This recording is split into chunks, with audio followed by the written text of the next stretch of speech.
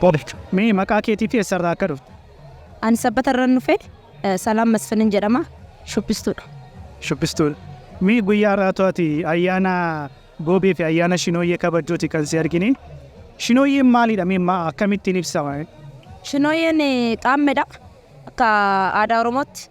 Shamarran warra hin horomne warra ganaa yoo guddachaa jiran. Akkasumatti immoo aadaa keenya ibsuudhaaf dirqama hundi keenya tokkummaa ta'uu nu barbaachisa.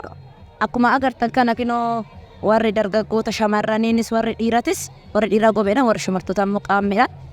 Aadaa keenya mul'isuudhaaf babbareennee isneerraa aadaa keenya ibsuudhaaf waan nu barbaachisu guuttannee asitti argamneerraa jechuudha.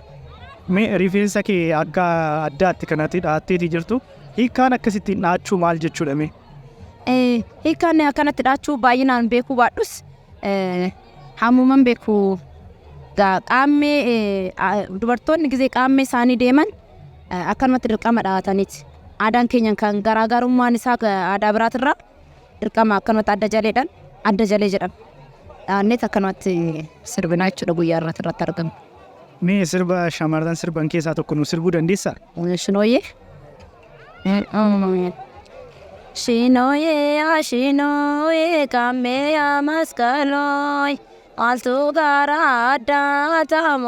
garaa addaat qalloo yaa hiriyaa tosuma biiftuu fakkaat shinii durba qaammee gulummaa durba kana fakkaata. Ayin galatoon. Ayin gabatiin